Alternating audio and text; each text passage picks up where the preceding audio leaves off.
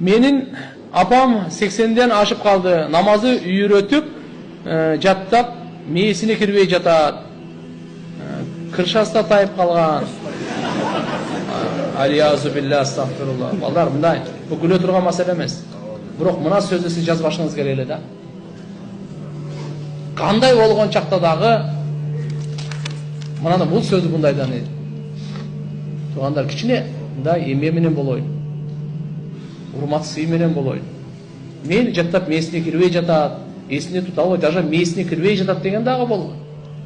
Эсине тута албай жатат деп айтыңдар. Туган, биз маданияттын, биздин динибиз маданияттын дини. Биздин динибиз адеттин дини. Кээ бир аалымдар Куран деген сөздү жаман көрөт.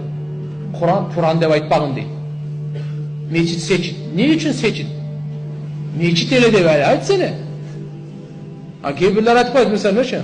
Ушунчалык адепке отуруңуз машинеге таштап коеюн. Мен таштай турган нерсеми? Жеткизип коеюн депсиң мындан. Мен таштала турган мусор менен бирге таштап коеюн. Мисалы ушундай сөздөрдү алымдар ыра көргөн эмес. Ана мынандай кырыша-мырша анда токтоткула. Жакшы эмес бул. Мен эми кичине не да сени төрөгөндө жакшы. Сен кыйкырып өлөйүн деп келгениңде жакшы. Бүгүн ушундай болуп калабы. Эгерде ошондой кылып акылынан кетип калган, тайган учурда дагы мындай